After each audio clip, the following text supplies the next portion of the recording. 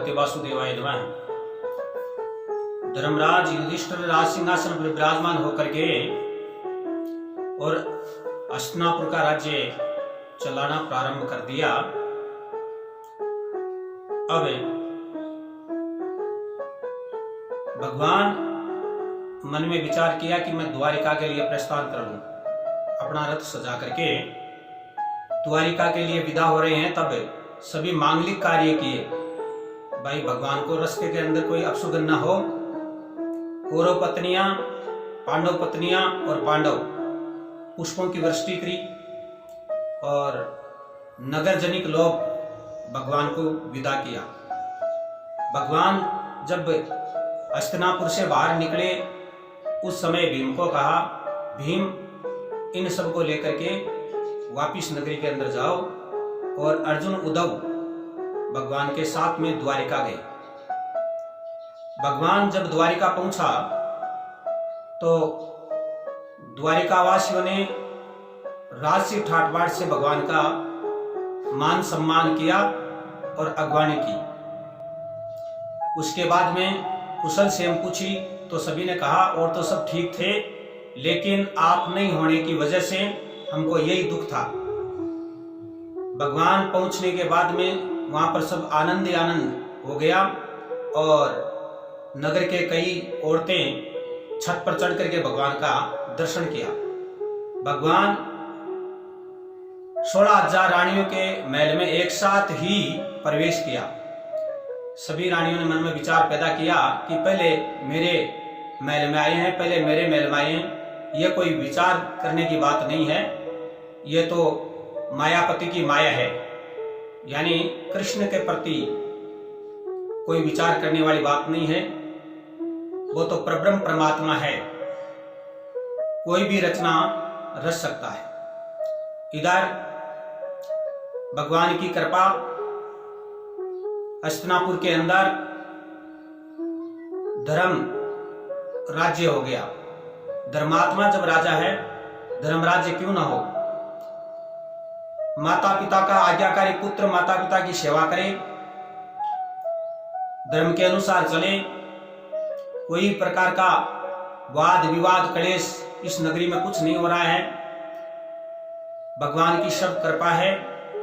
इंद्र देवता अपने समय पर वर्षा करे, न तो ज्यादा न कम, खूब अनाज पैदा हो और हर प्रकार से धर्म ही धर्म वहां पर व्याप्त हो गया। राज्य आराम से चलता रहा, राजकाज का कार्य आराम से चलता रहा, कोई भी प्रकार की बात नहीं।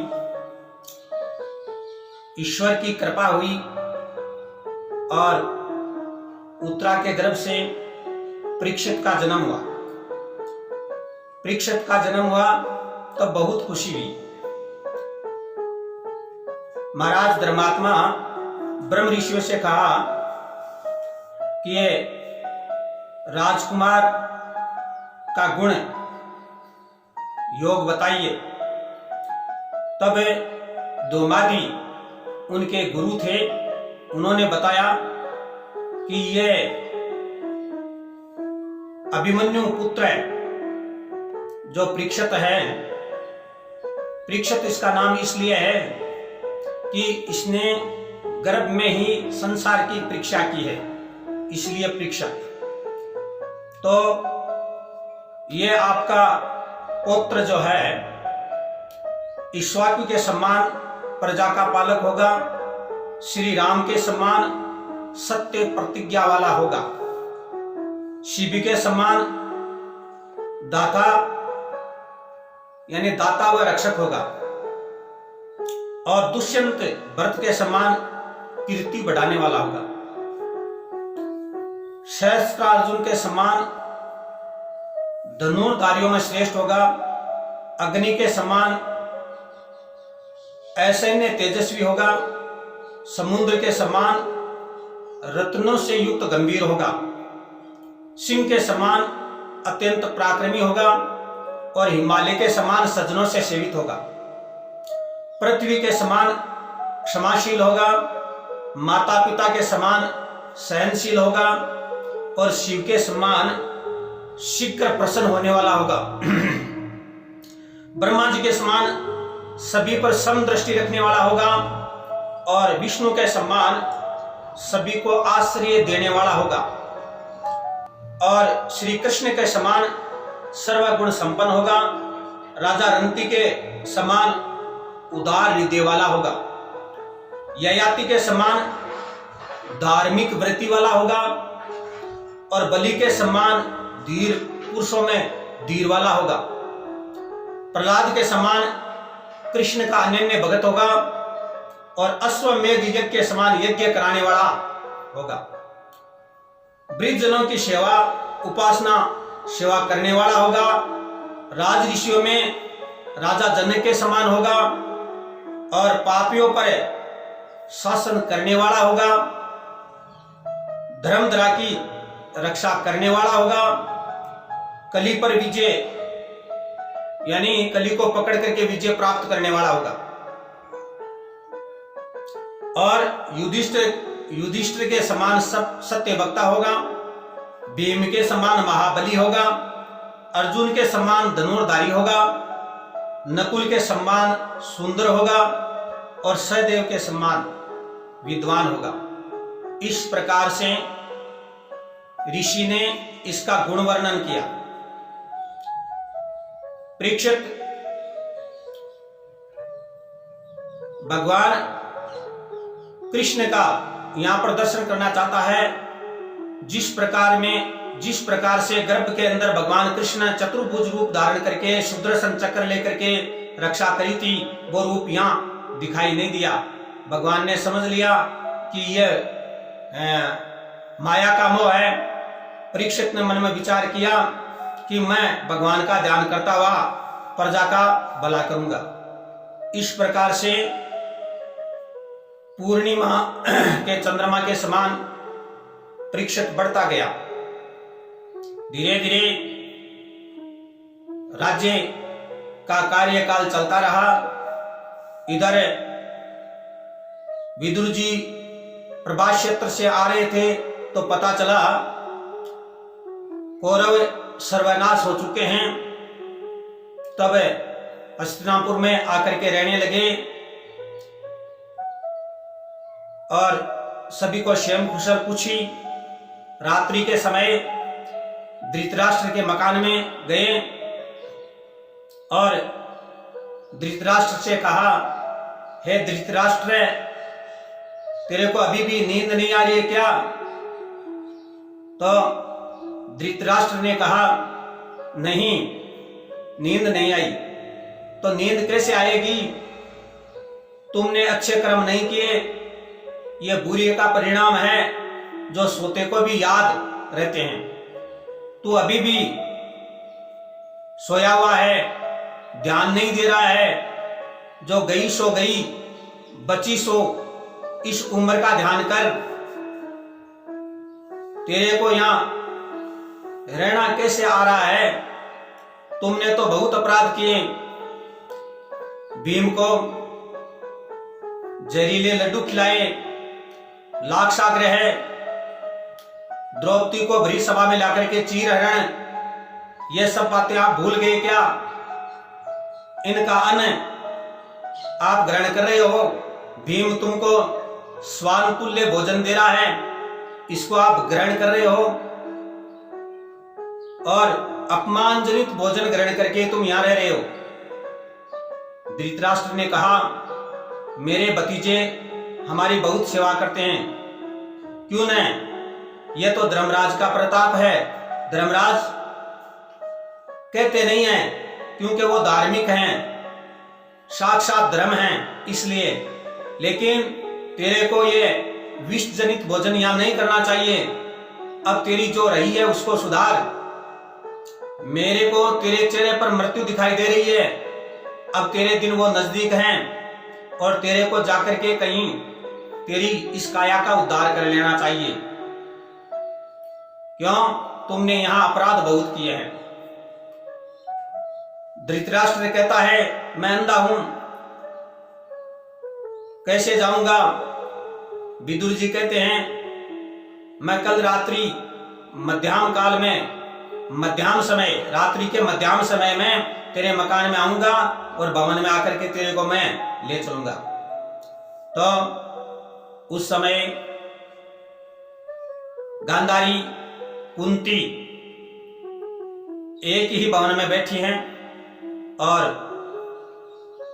मध्याह्न रात्रि के समय विदुर जी जाते हैं। जाकर के धृतराष्ट्र, गांधारी और कुंती को वहां से ले जाते हैं। ले जाकर के सप्त स्तोत्र तीर्थ में उनको कहते हैं यहां भगवान का भजन करो। सूर्योदय हुआ और उस समय धृतराष्ट्र को मकान में नहीं पाया, भवन में नहीं पाया। तब धर्मराज संजय से पूछते हैं, हे संजय, चाचा जी, चाची जी, माता जी कहां गए? संजय कहता है, मुझे तो आपको ही मालूम नहीं, मैं भी यही विचार कर रहा था। अरे इनके 100 पुत्र मारे गए, इस चिंता के अंदर डूब करके कहीं गंगा में जाकर के पानी में नहीं डूब जाए, जल में नहीं डूब जाए, ऐसा तो नहीं हुआ? संजय कहता है, पता नहीं। इस प्रकार से चिंतित हो रहे हैं। तुमरू को साथ लेकर के नारायण नारायण नारायण करते हुए श्री नारद जी महाराज वहां पहुंच जाते हैं। नारद जी महाराज आकर के युधिष्ठिर को कहते हैं, ये परमात्मा की लीला है, मोह माया छोड़ो, शोक संताप चिंताएं ये सब छोड़ो। और उनका समय निकट आ गया। 5 दिन में ये मोक्ष को प्राप्त हो जाएंगे। जो आपके चाचा जी, चाची जी और माता जी 5 दिन के अंदर मोक्ष प्राप्त कर लेंगे। उनको चेतन करने के लिए, उनको ज्ञान कराने के लिए विदुर जी आए थे और विदुर जी उनको लेकर के चले गए। अब मैं आपको सचेतन करने आया हूं, आपको चेत कराने के लिए आया हूं कि अब समय आने वाला है और इस समय में भगवान परम धाम जाएंगे और 6 महीना बचा है। 6 महीना के बाद यहां कलयुग प्रवेश कर जाएगा। 6 महीना बाद भगवान परम धाम जाएंगे और कलयुग प्रवेश कर जाएगा। जो आपको भी अपना उद्धार करना है, यह सोच विचार करके आप भी कोई स्थान देख करके वहां जाकर के और परम तत्व की प्राप्ति कर लो। तो धीरे धीरे समय व्यतीत होता गया। अब युधिष्ठिर क्या देखता है, उस नगरी के अंदर भगवान की जो मूर्तियां हैं वो उदासीन दिखाई देने लगी। जो दाहिनी तरफ आने वाला सगुन है वो बाईं तरफ आना शुरू हो गया, बाईं तरफ वाला दाहिनी तरफ आना शुरू हो गया। और युधिष्ठिर की तरफ देख करके कुत्ता भौंकने लग गया। देख देख करके भौंकता है। एक दिन नगरी के अंदर भ्रमण किया तो उस समय एक लोहार ताला बना रहा है। युधिष्ठिर ने पूछा, ये क्या बना रहे हो? तो लोहार ने कहा, ताला बना रहा हूं महाराज, इस नगरी के अंदर चोरी होने लगी, लोग मकानों के ताला लगाते हैं। तब धर्मराज ने मन में विचार पैदा किया कि जिस समय धर्म यहां पर व्याप्त था तो कोई चोरी बदमाशी ये कुछ नहीं हो रहा था। अब ये सब उल्टा होने लग गया और मेघ जो है रक्त की वर्षा करना शुरू कर दिया।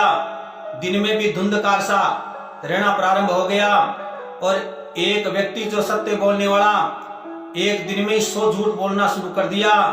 अनेक प्रकार का कपट होना प्रारंभ हो गया। तब भीम को कहते हैं कि हे भीम, अब मेरा मन यहाँ पर नहीं लग रहा है, मेरा जीव उठ रहा है, क्योंकि मैं अब सुगंध देख करके दुखित हो रहा हूं और अर्जुन अभी तक आया नहीं। जो श्री कृष्ण के साथ गया था। इतनी देर में ही अर्जुन आ जाता है। अर्जुन का चेहरा देख करके मन में विचार पैदा करता है। अर्जुन का चेहरा है जो एकदम फीका है।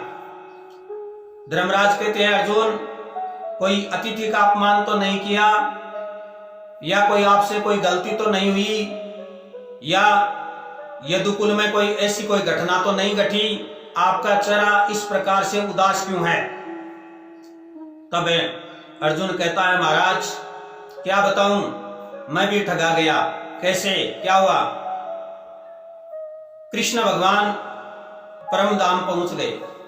मैंने कहा कि मेरे को भी साथ लेकर के जाओ, लेकिन कृष्ण ने कहा नहीं, मैं तेरे को गीता का ज्ञान दिया है, उसका अनुसरण कर, उसका ध्यान कर। न तो कोई किसी के साथ आया है और न किसी के साथ कोई जाएगा, मैं तेरे को लेकर के नहीं जाऊंगा। इस प्रकार से कह करके भगवान परम धाम पहुंच गए। मेरे उदासी का कारण यही है।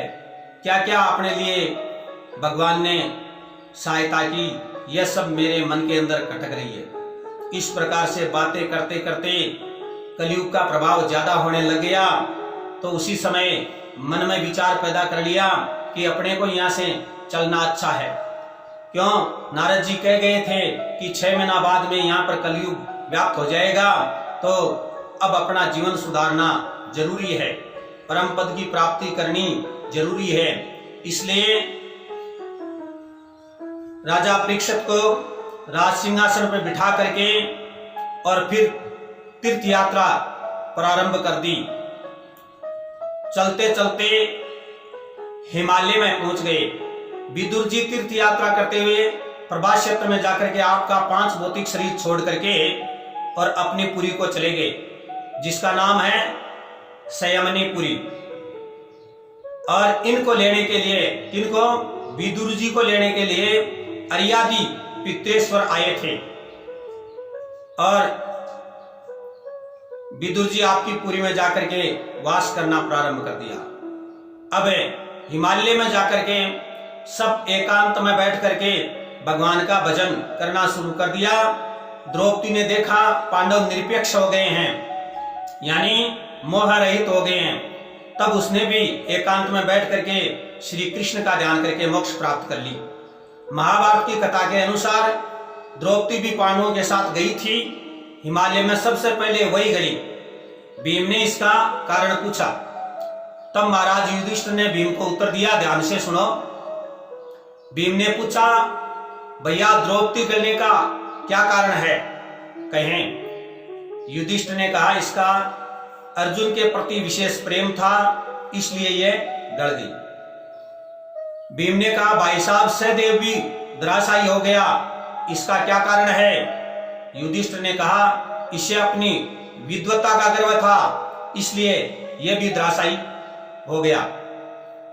भीम ने फिर पूछा, नकुल भी गिर पड़ा, इसका कारण बतलाने की कृपा करें। युधिष्ठिर ने कहा, इसे अपने रूप का अधिक गर्व था, इसलिए गिर गया। भीम ने फिर पूछा, अर्जुन भी गिर गया, इसका कारण भी कहें। युधिष्ठिर ने कहा, अर्जुन को अपनी वीरता का घमंड था तथा इसने कहा था कि मैं एक ही दिन में शत्रुओं को भस्म कर दूंगा, किंतु ऐसा नहीं किया। इसी का फल है कि यह भी गिर पड़ा। अब भीम कहा, भैया मेरे गिरने का कारण क्या है? युधिष्ठिर ने कहा, तुम खाते बहुत थे, अपने बल की डिग बहुत मारते थे, इसलिए गड़ गए। इस तरह उत्तर देते हुए आगे बढ़ते गए। इनके साथ में एक कुत्ता था, वह धर्मराज के साथ चलता रहा। यमराज कहता है, मैं इसको साथ लेकर के नहीं चलूंगा। तब धर्मराज कहते हैं, 7 कदम 7 चलने वाला मित्र होता है। यह अंत समय में हमारे 7 कदम चलाए, इसको ले जाना पड़ेगा। वो कुत्ता कौन था? परीक्षार्थ, यमराज का ही दूसरा रूप था। आगे चल करके धर्मराज के दाएं पैर का अंगूठा गड़ गया। कारण अश्वत्थामा आता है, नरो व कुंजरो। उस युद्ध के अंदर इतनी सी झूठ बोलने का कारण था। अश्वत्थामा मर गया या अश्वत्थामा नाम का हाथी है वो मर गया, मुझे पता नहीं। इस दोष से इनको यह दंड भोगना पड़ा। जो व्यक्ति इस कथा को सुनता और सुनाता है वे दोनों भगवान श्री कृष्ण की भक्ति के पात्र बनते हैं। जय श्री कृष्ण।